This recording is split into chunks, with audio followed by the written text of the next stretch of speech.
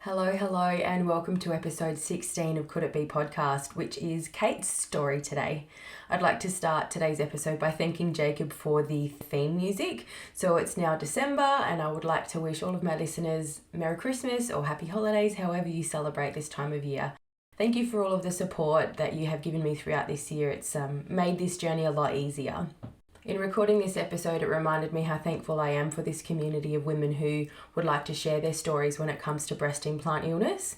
I've followed Kate for months, so she reached out after I posted about episode 2, and I followed her back, and I had no idea until recording this episode exactly what she's been through. So it was, a horrible few years for her, going through all of the tests and checkups to try and find out what was wrong with her until she realised that it was breast implant illness that was causing these symptoms. So thankful for Kate and for anyone who has gone through all of that but still takes the time to share their story, because they want to raise the awareness for other women who are either going through it themselves or who are toying up with the idea of having breast implants, because this is something that is affecting a lot of women. And if it helps at least one woman to change her mind and realise her worth and her beauty without implants, then we've done our job, and we're super happy to support that community. Just a reminder to reach out if you would also like to share your story on the podcast. I have the Instagram and the Facebook that you can reach me through. So we'll jump into today's episode. Here's Kate's story. So welcome to another co-host style episode of Could It Be podcast. Today I am joined by the lovely Kate. Welcome to the podcast, Kate. Thank you for having me. No worries. So, Kate, you were actually one of my first international listeners. I remember putting a post up on Instagram about episode 2, and I did the hashtags and stuff. You must be following hashtags on Instagram. And you're like, I'm going to jump on and listen. And I remember seeing the US pop up in my listeners on the app that I use. So that leads me into the first question. Where in the world are you talking with me from today? I'm in the Washington, D.C. and Northern Virginia area. Beautiful. So bit of a time difference, and where you are at the moment, it is your birthday. So happy birthday. Thank you. Thanks for taking the time on your birthday to share your story on the podcast. I really appreciate it. So what we'll start with is what was your breast implant story? Sure. I got mine back in 2002, like at the beginning of the internet. So there wasn't a lot of information out there. And I researched for about a year and a half on a place called breastimplantforum.com. I'm not sure if it still exists. It was just women who would post their before and after kind of pictures and just general questions. And it was very helpful back then. And I was basically skinny with a butt, but I was barely a 34B. So that's why I just wanted to be more proportionate. And at the time when I got mine, silicone implants were illegal. So you only had the option for saline, and they assured me that it was safe and all that. And I got mine, and then the only thing I really noticed at first, within 1 month, I had huge inflammation in my hips and waist. I didn't have any. I was 130 pounds, nothing. And I had these huge hips and waist, and I was way up in size, which wasn't normal for me. And I had no other symptoms until 2014 was when I started getting sick. And for some of my symptoms at the very beginning, 2014, one day I woke up with vertigo And ever since that day, I've had 24/7 lightheadedness and tinnitus. And I've been to over 25 doctors, and that's what it took me on this journey for a breast implant illness. I went to an ENT for my hearing, an otologist, which is basically just a dizziness expert, a neurologist, the cardiologist. I've spent over $15,000 over the years trying to figure out my dizziness. And one of the weird symptoms of my implants was that I noticed I didn't cry, and my friends made fun of me and they called me a robot. But thankfully that went away. In the past 6 months, I have emotions again. But I thought that was a really weird one that I haven't heard a lot of people talk about. And some of the other things that I helped with dizziness are I did a spinal tap. I tried chiropractor, acupuncture. For the spinal tap, she thought maybe it was pressure in my brain that was off, but everything, of course, was normal. I had all of these unique hearing tests, they put hot and cold air in your ears, and it's supposed to give them the different metrics inside of your ear pressure. And I wore these laser goggles, and you're supposed to look at different lasers and they read your eye retinas. I did all this fancy stuff, which just costs all this money. Wow. I had my allergy tested twice. I'm fine. The heart doctor, because I was having heart palpitations, I had an EKG, a echo, everything was normal. They did find that I had weird blood flow in my legs. I took at least 5 or 6 heart pills a day, but after my explant, I'm off all of my medication, which is great. And I had 4 or 5 MRIs, 3 or 4 CT scans. And basically, after going through all that, you have to be your own health advocate to find out what's wrong with you. And out of all of those doctors, I would say only 2 out of 25 doctors went above and over their Call of Duty to help me and try to figure out what's wrong with me. And that was my heart doctor and my dizziness doctor, the otologist. And my primary doctor, she actually has breast implants, and she told me there was no way that any of my symptoms, that she told me to have a baby basically, and maybe it was my hormones, and maybe that would help me not be dizzy anymore, and it would help all my other symptoms. So yeah, there's that. That's crazy. That is absolutely crazy. Yeah, I still can't believe that. Yeah, it's a big decision to make. What if you didn't want them or couldn't have them, and your doctor was like, oh, just, off you go and have one and you'll cure your symptoms? That just seems crazy to me. Yeah. And around 2017-ish, my hair, I used to have really thick, coarse, I have naturally curly hair, and it went to very thin. And I'm actually seeing a doctor right now, which I'll talk about in a little bit, over my condition that I found out I had.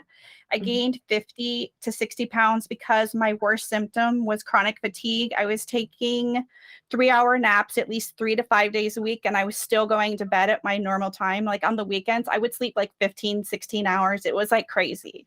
I was sleeping all the time. That's how I gained all this weight, because I was always in bed. And my brain fog was awful. That was probably one of my worst symptoms too. And just at work, I couldn't think of normal words. It would take me 5-10 minutes to figure out what I needed to type in an email. It was really annoying. And I had weakness in my whole body. The under eye puffiness was really bad. I had I didn't realize it until after my explant that I had dead and pale looking skin. It was deathly white. It was awful. And like I said, I have the tinnitus still, the heart palpitations, the shortness of breath. And I had this weird itch in my back for years. And I went to the dermatologist a couple times, and she's like, I don't know what to tell you, but nothing's there. So I don't know what you're talking about. And there was nothing I could really do for that. And there's the sensitivity to lights and sounds, the blurry vision. My anxiety was through the roof at one point, I believe around 2007-ish. It got really bad, and it was keeping me up at night. And I was taking Xanax at one time, and then it ran out, and I didn't want to do that anymore. And the inflammation was really bad under my eyes, my wrists, and my ankles. And I had a large lymph node on my neck, and the doctor actually had it scanned because she was concerned, but it was nothing. And I had random shooting pains in my arms and boobs. And then the last thing was I would get this weird twitching in my eyes, and a handful of times I had these my whole brain shook it when I was at work, and it was really scary. And my neurologist said she had no idea, they couldn't figure out what it was. So, but those were my symptoms. It's funny, like, well, not funny, but like interesting that you mentioned the twitching in your eye because, and the fact that there's symptoms that you didn't realize were breast implant illness symptoms until afterwards. But you've just reminded me that I had a twitch in I think it was my right eye all the time. And it would just kind of come and go throughout the day. I wasn't necessarily stressed or anything to cause it, but that hasn't happened since my explant. So there's another symptom to add to my list as well. Like it's so frustrating. Like the feeling is just so annoying and it's hard to focus on anything. Add brain fog into that equation. Like, how did we like retain employment during this time? I just don't know. But yeah, wow, it's a lot of symptoms. Yeah, one day was so crazy. I couldn't remember the name of a fork and it was bugging me so bad. Like it was just like simple stuff like that. Like my brain fog was out of control and like terrible. Yep. All right. How did you end up finding out about BII in the end then? My sister-in-law actually mentioned it to me. She has like a degree in like she does like DNA analysis and stuff for like the Center of Special Diseases or whatever. So she's very up to date on all that kind of stuff. And she said that to me. And at first I was like, no way. And then after thinking about it, I Googled the symptoms and it's that one that everybody says it has like 30 symptoms on it. And I had Mhm. almost all of them. And so then I decided to join the Facebook group Breast Implant Illness and Healing with Nicole. There's over 172,000 members, and that was very helpful. I think I joined it in like October, November, and I got scared after I saw all the like scarred up pictures, and I was like, oh, that looks really painful. I don't know if I can go through that. Mhm. And I thought about it for a couple months, and then in March, I started meeting with doctors. Yeah. Wow. It's frustrating that the only way that most of the people that I've spoken to have found out about it is through social media. That was mine was like a random on Facebook who'd shared an article that she'd written about it. So many other people, it's the same thing. Like it's not. I've seen a few news stories in the last 6 months, maybe, but I had mine for 16 years, and it was only finding out about it through social media that really started the process for me. So yeah, crazy. What process did you go through to organise your surgery? Because I know it is different from like one country to the next, so it'd be useful for our listeners. Yeah, my husband wanted me to meet with my original surgeons. He went with me to both my appointments and I liked my original surgeon. He did a good job, but when I met with him, he said he would just do whatever while he was in there. He said you could have drains or you could not have drains. It depends. And I wasn't comfortable with that. Mhm. And I met with another doctor in my area. If you're in Northern Virginia, I highly recommend Dr. Parva in Leesburg, Virginia. He was very detailed. He measured me. He assured me he would get out all the scar tissue, and I had a full capsulotomy. And I think it took about 3.5 hours, but everybody in the office was amazing. I didn't ask him for pictures, but he took pictures of all the scar tissue, ensuring that he got everything out. And I did ask him to test my capsule, which was extra money, but I was fine with that. Insurance didn't pay for mine.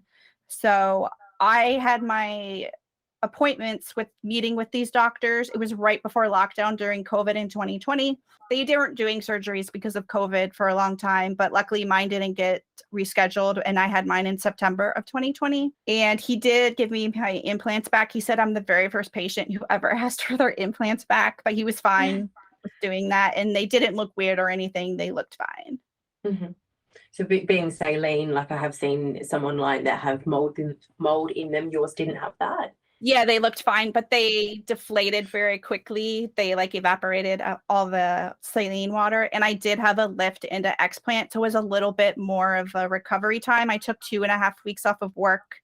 I support a vice president, so I'm usually sitting down anyways, but that was a good time. I went from a 36 double D and now I'm about a 36C. I was a little bit scared. I was really small right after my surgery, and it took me about 2 to 2.5 weeks, and I fluffed out a lot. So don't Yeah. worry. Hopefully you will fluff.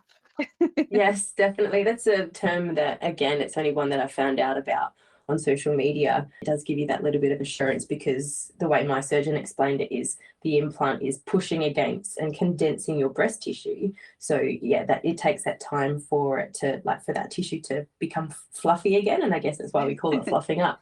But yeah, that can, like, that's great that it took 2.5 weeks for you before you started seeing that. It can take like 6 to 12 months for some people as well. So it's a bit of a journey. Like, mine was around the same time as yours, I think, like about 3 weeks. And one boob looked normal, and then I had my trauma boob, which I call it, on the other side. They look completely different. But yeah, 3 weeks later, and it started to form into a boob shape, which was amazing. Like, yeah, so our bodies are just, like, we've put them through so much, and not meaning to. Like, we didn't know we were going to become sick from this, but then they've healed on their own, and it's just amazing, like, that they will do And that. I didn't really buy a real bra until like 10 months after my surgery, because you change so much, and I just Yeah. wanted to know my for sure size before I went through all that.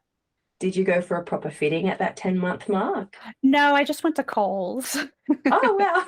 Yeah, because Yep, cool. So what did you do to prepare for your surgery? What would help other people preparing?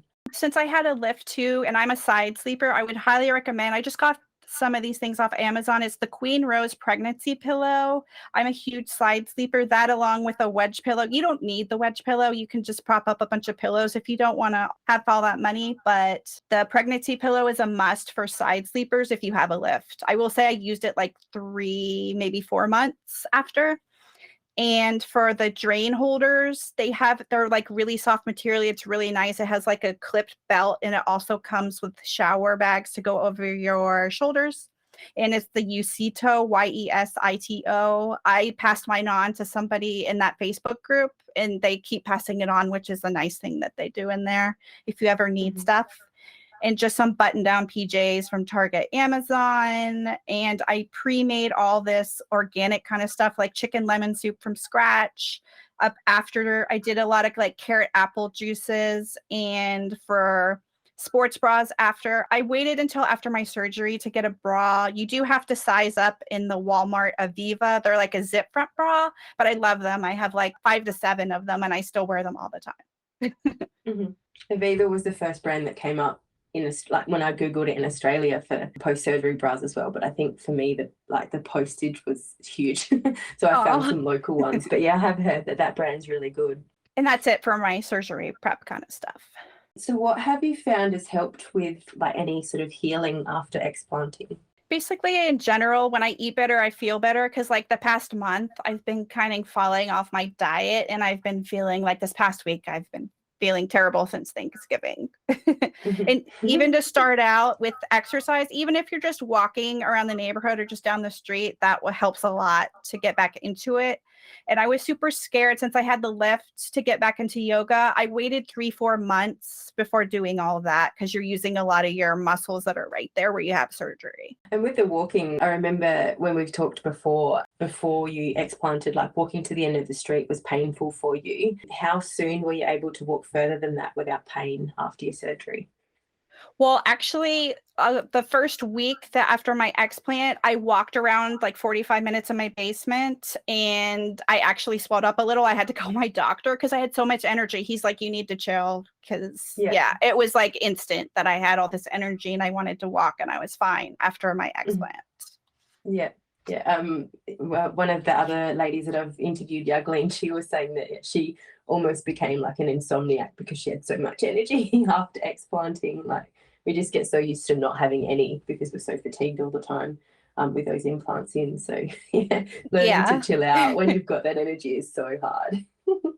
Did you experience any detox waves, and like sort of tell me how they were for you? Yeah, right after my surgery, I was better with the brain fog and the memory loss and all that, and the fatigue instantly went away. But every few months, until about I was 1.5 years, 2 years, every few months it would come back. My memory and brain fog got really bad, and I got scared that it just wasn't going to go away. But it did take me. I had my implants almost 20 years, like 19, I think. And so it took me 1.5, 2 years to like feel like my old self. And then I have a list of my improvements for all my BII symptoms after too. Okay. Fire So away if you want to share those. and chronic fatigue was instant. I had energy as soon as I woke up from my explant. And when I woke up from my surgery, the lump on my throat that I talked about that I had scanned, that was completely gone. I lost 2 pant sizes in 1.5 months for no reason. I felt my stomach muscle again, which is amazing. I didn't even, it was like years. And so I forgot I had a stomach muscle. Mm-hmm. And I'm now 50 pounds down and 3 sizes down. And the color in my face came back. The face texture like changed. It like turned to smooth. And instead of the deathly pale, like a guy at work mentioned, and he asked what I did to like look like I was alive again. And he said I always looked deathly. I'm like, thank you. And my under eye puffiness went away. I'm off of my heart medication. I can keep up with my dog and husband. I used to walk 10 to 15 feet behind them because I couldn't keep up with them. And it was instantaneous after my surgery that I could keep up with them. My anxiety is way, way less. The itchiness went away and the eye twitch and like the brain shakes. I haven't happened since explant. And I didn't know this was a symptom, but I used to sweat profusely just going grocery shopping. I wasn't even exerting myself, and that went away immediately. I noticed that. And I still have the lightheadedness 24/7 and then tinnitus, but it's a lot, the tinnitus is a lot better. And my eye doctor told me that my vision got a lot better. So that's good. And the inflammation, I had got really bad inflammation in my feet. Even if I was just working on a conference at work or something, my ankles would be like huge and like swelled with like all this water. And I don't get that anymore.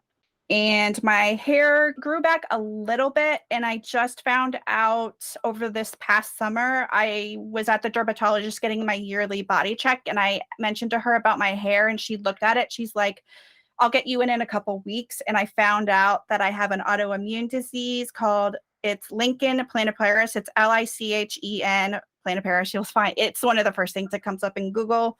And it's basically your hair gets scarred at the root, I guess. It scars and it turns a color and it won't grow back. And so that scared me. And I've been working where I go back to her every 3 months. I just went for a checkup a couple of weeks ago. She's been kind of pushing this medication on me, but the one medication is it's very, very hard on your liver. And I don't want to take it all. It has a lot of chemicals in it. And you have to get a blood test with it. And I don't want to do that again. I was doing this diet from this book. This girl, she's done all the research on it and she has lichen planopilaris and she reversed it with her diet, but it's a really, really hard diet. It's no gluten, dairy, nuts, nightshade. So that's eggplant, hummus, like, all that, and like sesame and all these things. You can't have a lot of things. So I did do it for a month and a half. It was really hard, but then the holidays started coming up and I just decided I'm going to go back on it. You go on it for like 3 or 4 months and then you start adding back the things you cut off. You're supposed to see what affects your body and what you have to cut out and what you can bring back into your diet. And I'm going to start it in January, I swear. And I'm meeting with my doctor again in February. I was low in vitamin D, so she has me doing that every day. And she did mention to me, it's this PRP hair restoration. They take your blood, they spin it until it separates, and then they numb your head, and then they put that back into your scalp, and it's supposed to make your hair grow, but only works for 50% of the time with my research I've been doing. And it's very, very expensive. It can be like thousands of dollars and you need many treatments. So I don't know. And last time I went, she said I only had it of my left side and everywhere else looked fine. The first time I went, my scalp was very red and inflamed. She has me on this foam stuff and I just put it in different spots on my scalp and it's helped with regrowth, like especially like right on my crown and in the front. And in the past 6 months, I started crying again and like I'm a real person again. You're not a robot anymore. Yeah, my friends were so excited.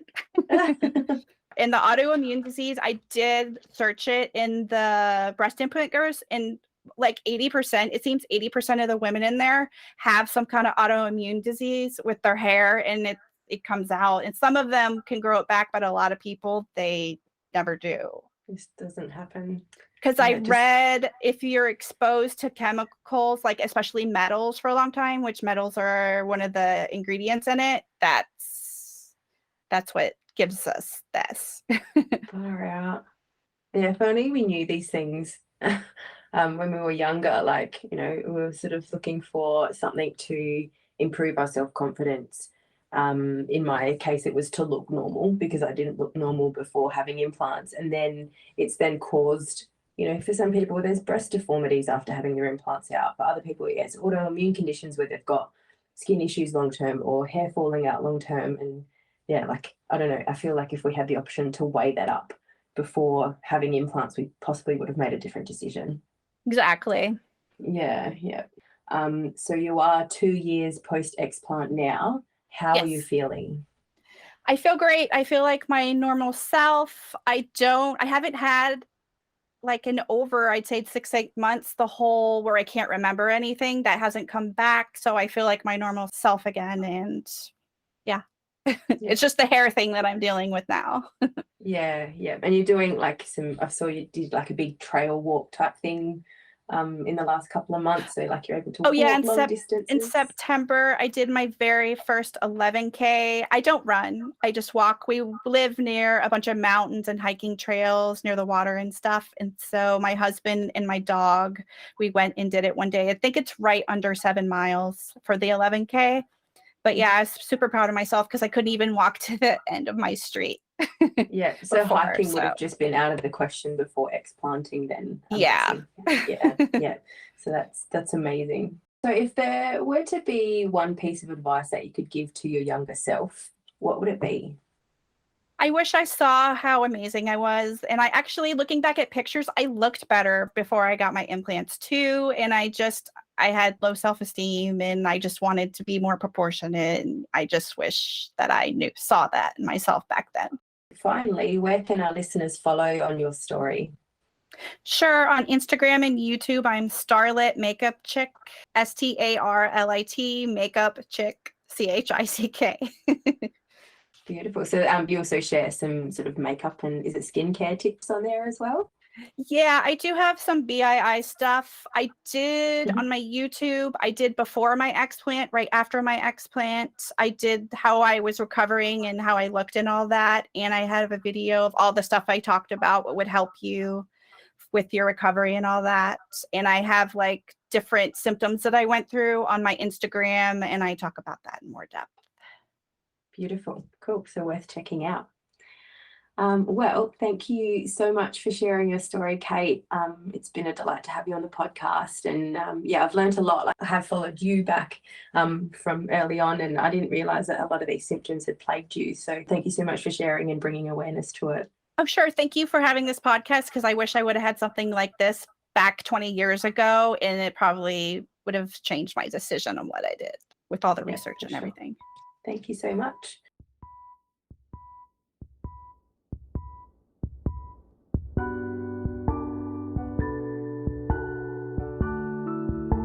This podcast shares my own experience and research. I'm not a medical or health professional. You can find me on Instagram at CouldItBeII podcast. Thank you to my incredibly talented partner Jacob Tengdale for the intro and outro music. All recording, editing and artwork is done by me. Thank you for listening.